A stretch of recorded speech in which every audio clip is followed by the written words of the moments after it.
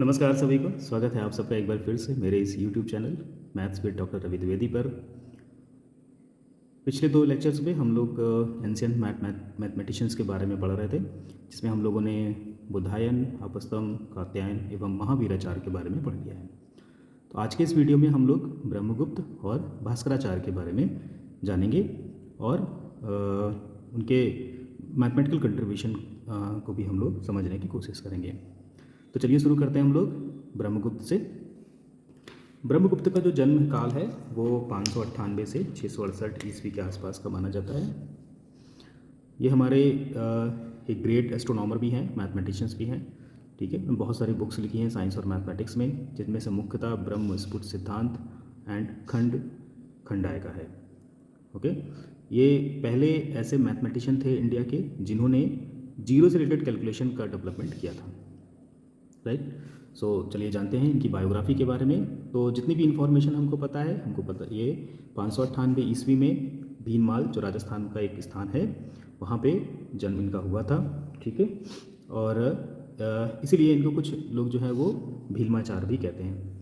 Okay, इसके अलावा okay, so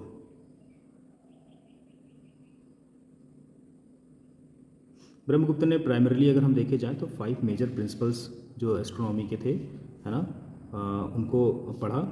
okay, और इसके अलावा उन्होंने मैथमेटिक्स में जो हमारे इनके टाइम तक जो भी मैथमेटिशियन थे, लाइक आर्यभट्ट, लतादेव, प्रद्युम्न सिन्हा, श्रीसेन, विजयानंदीन, विष्णुचंद्र, है ना, उनकी जो एस्ट्रोनॉमी थी उस पर उन्होंने मतलब कमेंट भी किए थे, है ना।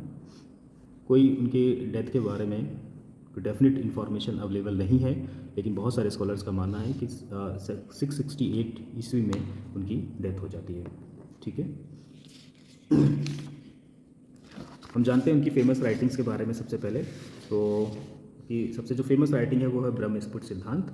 ओके, ये लगभग 628 ईस्वी के आसपास कंपोज की गई थी, है ना। इसमें मैथमेटिक्स और एस्ट्रोनॉमी से रिलेटेड जो प्रिंसिपल्स थे उनको डिस्कस किया गया, सिद्धांत जो है उनको डिस्कस किया गया है, ठीक है। इसमें उनकी कुछ पर्सनल लाइफ्स के बारे में भी पता चलता है ना। और मतलब जैसे कि हम लोग मॉडर्न मैथमेटिक्स में नोटेशन यूज़ करते हैं, ठीक है, तो उस तरीके से इन्होंने क्या किया था कि न्यूमेरिकल सिंबल्स की जगह वर्सेस में इसको कंपोज किया था। वर्सेस का मतलब होता है कि मतलब दोहे टाइप के या फिर छंद, ऐसे इस टाइप से उन्होंने इसको कंप्रेस किया था, है ना, इसको मतलब बनाया था। इसमें लगभग 25 चैप्टर हैं, ठीक है, जो बहुत सारे टॉपिक कवर करते हैं, जैसे कि जीरो से रिलेटेड जो भी इनके कैलकुलेशन होती है, ब्रह्मगुप्त थ्योरम, ब्रह्मगुप्त फॉर्मूला, ठीक है, और पॉजिटिव एंड नेगेटिव नंबर से रिलेटेड रिलेशंस, अलजेब्रा से रिलेटेड रिलेशंस, इस तरीके से, ठीक है, solving linear and quadratic equations etcetera. दूसरा जो इनका मुख्य ग्रंथ है वो है खंडाय का। ये भी ब्रह्मगुप्त ने कंपोज किया है, और लगभग जब इनकी लाइफ का एंड होने वाला था, यानी कि 667 ईस्वी के आसपास इन्होंने इसको कंपोज किया है ना। मेनली ये एस्ट्रोनॉमी और एस्ट्रोलॉजी पर फोकस करता है। इसके मेन 2 सेक्शन है, एक है पूर्व खंड्या का और दूसरा है उत्तर खंड्या का। ओके, इस पहले वाले में 9 चैप्टर हैं, जिसमें उन्होंने आर्यभट्ट के जो एस्ट्रोनॉमिकल कांस्टेंट्स थे और उनके हाफ कॉर्ड जो सिस्टम थे उनका सिंपल तरीके से समझाया है। दूसरा जो सेक्शन है उसमें एस्ट्रोलॉजी से रिलेटेड जो भी इनोवेटिव रूल्स थे, है ना, उसके बारे में उन्होंने बात किया। उस टाइम तक जो भी एडवांसमेंट हो चुके थे एस्ट्रोलॉजी में, उसके बारे में इन्होंने इसमें डिस्कस किया है, और इसको 6 चैप्टर्स में डिवाइड किया गया है, राइट। मैथमेटिकल कंट्रीब्यूशंस की अगर हम लोग बात करें तो इनका सबसे पहला कंट्रीब्यूशन था कि इन्होंने पॉजिटिव एंड निगेटिव नंबर से रिलेटेड जो उनका अलजेब्रा होती है, यानी कि उसके बारे में डिस्कस किया कि 2 पॉजिटिव नंबर को ऐड करें तो क्या होगा, नेगेटिव को ऐड करें तो क्या होगा, मल्टीप्लाई करें तो क्या होगा, इस तरीके से, है ना। ये सब चीज़ें इन्होंने अपने ये इनका मेन कंट्रीब्यूशन में आता है।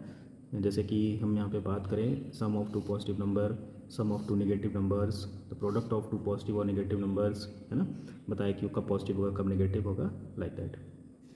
फिर जीरो से रिलेटेड टेक्स्ट इन्होंने, है ना, जीरो से रिलेटेड जो ऑपरेशंस थे वो भी इन्होंने बताए, है ना। इन्होंने बताया कि difference between two equal numbers is zero, है ना। अगर दो सेम नंबर्स को हम लोग सपरेट कर दें यानी उनका डिफरेंस निकालें तो जीरो आएगा। एडिंग और subtracting zero from a number leaves the number unchanged, है ना। जीरो को अगर किसी नंबर से हम ऐड सपरेट करें तो, है ना, वो क्या आएगा, नंबर अनचेंज रहेगा। Sum of two zeros is always zero, है ना, ठीक है। और ये सारे जो हमारे जो उन्होंने बताया वो मॉडर्न टाइम में भी ट्रू हैं, ठीक है। लेकिन इन्होंने बताया था कि जो डिवीजन बाई जीरो होता है ना, वो डिफर है ना। इन्होंने बताया कि अगर हम किसी नंबर को जीरो से डिवाइड करेंगे तो रिजल्ट हमारा जीरो होगा। ये थोड़ा सा डिफरेंट था इनका, है ना। ओके, इसके बाद हम बात करते हैं एल्जेब्रा में। एल्जेब्रा में इनका मेन काम क्या था। इन्होंने एल्जेब्रा में जो मेन काम उन्होंने बीजगणित के नाम से ब्रह्म स्फुट सिद्धांत में, है ना, एक कॉन्सेप्ट दिया था, ठीक है। और इसमें लगभग 64 to 65 वर्सेस थे, मतलब दोहे थे। और जो कि रेशनल क्वांटिटीज़ ब्रह्मगुप्त, है ना, नंबर्स रेशनल क्वांटिटीज़ के बारे में डील करते थे, ठीक है। देखो एक मैंने वर्सेस लिया है यहाँ से। मूलम दविदा इष्ट वर्गाद गुणक गुणाद इष्ट युक्त विही नामचा आद्यवधो गुणक गुणा सह अत्यान घतेन कृतम अत्यम वज्र वधैक्यम प्रथमम प्रक्षेपा क्षेप वध तुल्या प्रक्षेप शोध कहरते मूले प्रक्षेप के रूपे। इसका मतलब क्या समझते थे हम। The product of two sums, each sum being the sum of two squares, okay, express in the form of sum of two squares in modern mathematics. Express in the form of sum of two squares. इसका मतलब हम लोग समझ लेते हैं। इसका मतलब यह है कि प्रोडक्ट ऑफ टू सम्स, है ना, each sum being the sum of two squares express in the form of sum of two squares. जिसे हम इस तरीके से भी रिप्रेजेंट कर सकते हैं, a square plus c square b square plus d square equal to a b plus c d का whole square plus a d minus b c whole square. इसको सिंप्लीफाई करेंगे तो हमारे दोनों जो वो इक्वल आ जाएंगे। मॉडर्न टाइम में इसे हम पेयर इक्वेशन के सोल्यूशन के नाम से भी जानते हैं, ओके। दूसरा जो इनका कंट्रीब्यूशन इंपॉर्टेंट है वो है ब्रह्मगुप्त फॉर्मूला, ठीक है। इन्होंने साइक्लिक क्वाड्रिलेटरल का एरिया निकालने के लिए एक फॉर्मूला दिया था जो इस तरीके से है,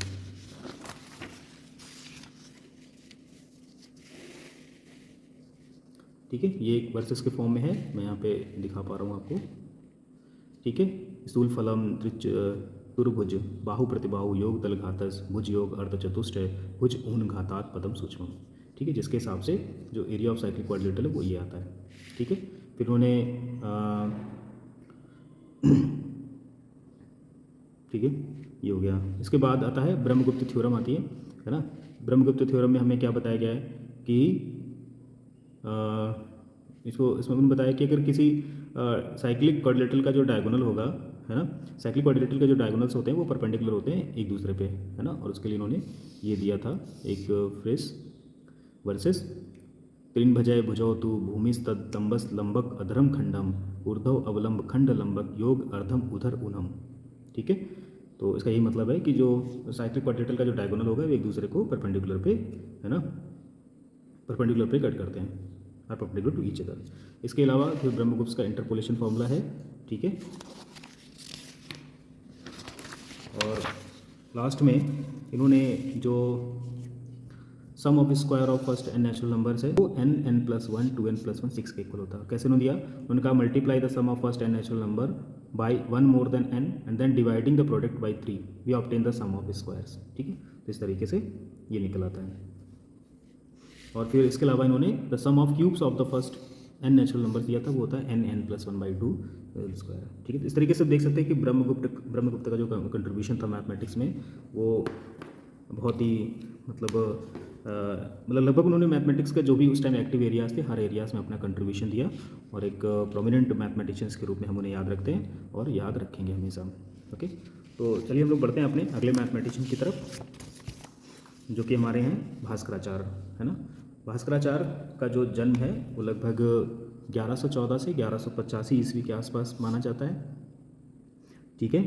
और उनके जन्म के बारे में जो भी हमें जानकारी मिलती है वो उन्होंने उस श्लोक में लिख रखा है, ठीक है। इसके हिसाब से, है ना, वो उनका जो जन्म हुआ था वो कर्नाटक जिले के कर्नाटक प्रदेश के बीजापुर जिले में हुआ था, जिसे विद्या भी कहा जाता है, ठीक है। उनका जन्म एक ब्राह्मण फैमिली में हुआ था जिसका सांडिल गोत्र था। उनके पिताजी थे महेश्वराचार्य ठीक है। और उनका जन्म यानी कि 1114 ईस्वी में हुआ था, है ना, सॉरी, हाँ, ठीक है। और उनका जो सबसे पॉपुलर ग्रंथ है वो है सिद्धांत शिरोमणि, ठीक है। भास्कराचार्य की जो भी शिक्षा हुई उनके फादर के द्वारा हुई। उनके घर का जो एटमॉस्फेयर था वो पूरा एजुकेशन बेस्ड एटमॉस्फेयर था। उनके पिता खुद एस्ट्रोलॉजी के ग्रेट स्कॉलर थे, है ना।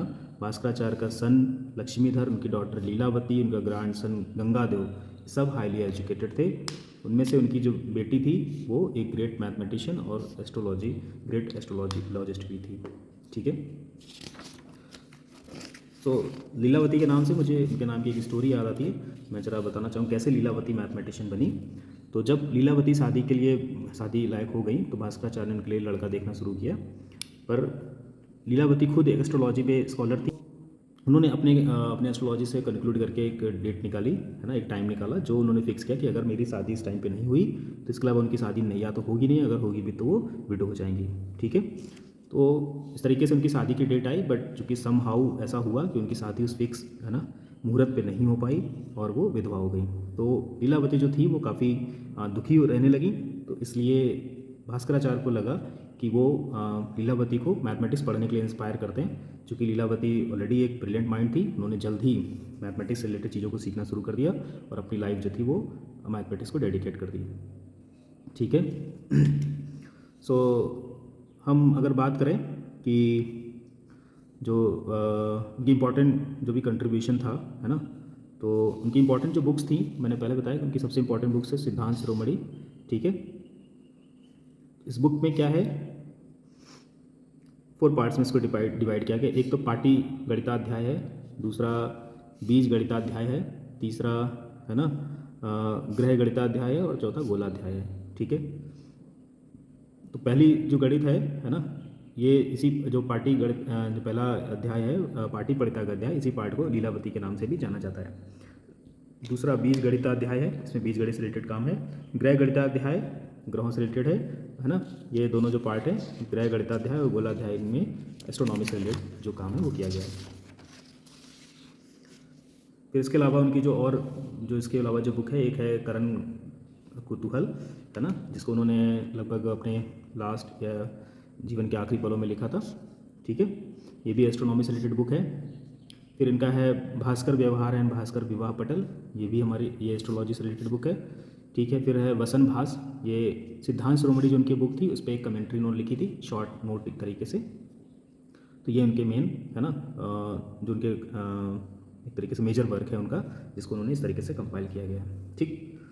अब इसके अलावा जो उनके और कंट्रीब्यूशन है, ठीक है, वो हम लोग ज़रा देख लेते हैं। उन्होंने इंस्टेंटेनियस स्पीड से रिलेटेड जो कॉन्सेप्ट था उसको दिया, मतलब हम उसकी हेल्प से प्लैनेट्स की जो स्पीड थी उसको फाइंड कर सकते थे, ठीक है। एक चक्रवाल मेथड होता है ना, इनडिटरमिनेट क्वाड्रेटिक इक्वेशन को सॉल्व करने के लिए, वो भी उन्होंने लिखा और उसको ये इस तरीके से दोहा के फॉर्म में उन्होंने दिया था, ठीक है। मैं इसका PDF वीडियो के डिस्क्रिप्शन बॉक्स में लिंक उसका दे दूंगा, तो आप लोग वहाँ से इसका डाउनलोड करके और डिटेल में भी इसको पढ़ सकते हैं। मैं बस यहाँ पे पॉइंट आउट कर दे रहा हूँ एग्जाम पॉइंट ऑफ व्यू से, ताकि आप चीज़ों को एक सारांश, एक आपके दिमाग में एक आइडिया आपके डेवलप हो जाएगा मेन कंट्रीब्यूशंस को लेकर के, फिर आप उस हिसाब से कर सकते हैं। Dividing a number of by zero gives infinity, पहली बार उन्होंने बताया हमारे इंडियन मैथमेटिशियंस में से कि अगर हम किसी भी नंबर को 0 से डिवाइड करेंगे तो हमें इन्फिनिटी मिलेगा। Sum of a number and infinity is also infinity. Bhaskaracharya was the father of differential mathematics, calculus का जो हम लोग जो एलिमेंट्री कैलकुलस पढ़ रहे हैं तो उसमें जो डिफ्रेंशिएशन आता है ना, उनको हम लोग father of the differential mathematics भी कह सकते हैं, ठीक है। जबकि मॉडर्न मैथमेटिक्स में लेबनीज और न्यूटन को जाना जाता है कैलकुलस का फाउंडर, ठीक है। पर उनसे सेंचुरीज पहले भास्कराचार्य ने डिफरेंशियल कोफिशिएंट और मीन वैल्यू थ्योरम से रिलेटेड जो लिटरेचर है वो प्रोवाइड कराया था। अब हम लीलावती ग्रंथ के बारे में थोड़ा समझ लेते हैं, क्या है लीलावती ग्रंथ, कैसे, है ना, इसमें क्या है। In the Pati Ganitadhyaya part of Bhaskaracharya Siddhanta Shiromani ग्रंथ we get to know about many question related to arithmetic, algebra, geometry, है ना। तो उसमें बहुत सारे क्वेश्चंस हैं जो एरिथमेटिक, अलजेब्रा से रिलेटेड हैं, और ये क्वेश्चन क्या किए गए भास्कराचार्य ने अपनी बेटी, है ना, लीलावती से पूछे हैं, ठीक है, कि मतलब लीलावती को जो मैथमेटिक्स वो सिखा रहे हैं तो उनसे क्वेश्चंस पूछते हैं और फिर उनसे उनके आंसर्स मांगते हैं कि बताओ क्या आंसर्स होंगे। जैसे एग्जांपल के लिए ये मैं लिख रहा हूँ, अये बाले लीलावती मति मति ब्रूहि सहितान द्विपंच द्वात्रिंशत् त्रिनवति त्रिनवति शताष्टादश दश शतोपेता नेतान युत व्युदांश्चापि वद में यदि व्यक्ते युक्ति व्यवकलन मार्गे असि कुशला। ठीक है, तो उन्होंने पूछा कि अगर लीलावती तुम अपने एडिशन और सब्ट्रैक्शन में परफेक्ट हो गई हो तो मुझे बताओ सम ऑफ दीज नंबर्स, किसका किसका, 2, 5, 32, 193, 18, 10। फिर इसके बाद इसमें 100 ऐड कर दो और फिर उसको 10,000 से माइनस कर दो। ठीक, तो इस तरीके से प्रॉब्लम जो है वो लीलावती से पूछते थे। एक और इस तरीके की प्रॉब्लम है जिसमें है पार्थ कर्ण बधाय मार्ग मार्ग ड़ग ड़म क्रुधो रणे संदते तस्यार्धे निर्वाय तच्छ रगड़म मूले चतुभि अहर्यान।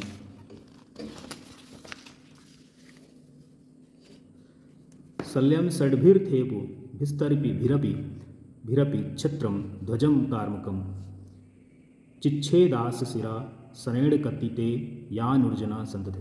मेरी संस्कृत उतनी अच्छी नहीं है फिर मैं कोशिश कर रहा हूँ कि समझा पाऊँ इसको पढ़ के। तो उन्होंने कहा कि जो पार्थ है मतलब अर्जुन जो है वो गुस्से से देखते हैं और एक तीरों का ग्रुप मतलब एक खूब सारी तीर लेकर के कर्ण को मारने के लिए दौड़ते हैं।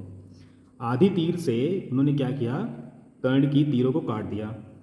ठीक है, फिर उन 6 तीरों से उन्होंने उनके घोड़े को मार दिया। ठीक है, देन 3 उन्होंने क्या किया, जो रथ के ऊपर जो छाता और झंडा और वो लगा रहता है, 3 तीरों से धनुष तीनों को काट दिया और फिर एक तीर से उन्होंने कर्ण का सर काट दिया। सो टेल मी, मतलब बताओ मुझे कितनी तीर लेकर के युद्ध में अर्जुन गए थे। ठीक है, तो इस तरीके से ऐसे मतलब क्वेश्चंस वो भास्कराचार्य जी अपनी पुत्री लीलावती से पूछते थे और बहुत ही इंटरेस्टिंग है ये। अगर लीलावती ग्रंथ किसी के पास अगर है तो उसको पढ़ सकता है जिसका इंटरेस्ट हो। ठीक है, मैं चाहूँगा ये मैंने जो भी दो क्वेश्चन बताए हैं, जो लोग मेरा वीडियो देख रहे हैं कमेंट में मुझे इसके आंसर बताएं कि क्या इसके आंसर होंगे। ओके, सो आज की वीडियो में बस इतना ही। वीडियो थोड़ा सा बड़ा हो गया है पर एक्चुअली ब्रह्मगुप्त और भास्कराचार्य जी का कंट्रीब्यूशन इससे बहुत बड़ा है। मैंने इसे शॉर्ट में कवर करने की कोशिश की है। इस वीडियो को अगर आप 2-3 बार देखेंगे तो आपके दिमाग में एक आइडिया होगा जिसे आप एग्ज़ाम में जा कर के मतलब अपने शब्दों में अपने तरीके से उनको प्रेजेंट करके लिख सकते हैं, आप उस क्वेश्चंस को कर सकते हैं। राइट, तो इस तरीके से जो हमारे सिलेबस में एंशिएंट मैथमेटिशियंस के बारे में पढ़ना था वो हम लोगों ने आज कंप्लीट कर लिया है। अगले वीडियो से हम लोग अपनी प्रॉपर मैथमेटिक्स जो है, जो हिस्ट्री ऑफ मैथमेटिक्स थी, इसको हम लोग कंप्लीट कर लिए। प्रॉपर मैथमेटिक्स हम लोग पढ़ेंगे जिसमें हम लोग पहला टॉपिक जो है वो सीक्वेंस एंड सीरीज़ पर होगा। तब तक के लिए bye bye, keep learning and be happy. Thank you.